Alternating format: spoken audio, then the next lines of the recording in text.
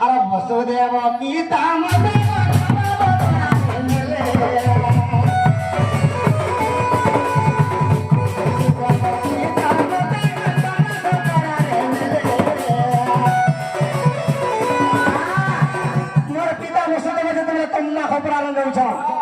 যে মাই পদ্রজন বসুদেব কেউ আঘাতে চালিয়ে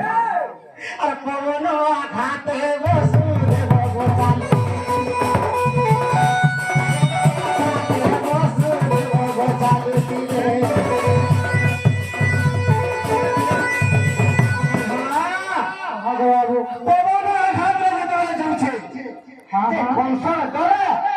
ভগবানকে বসতে দেব পবন আঘাতে বলছি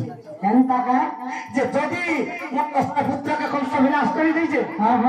এই পুত্রের কথা যদি কংস নিয়ে যাব যে কথা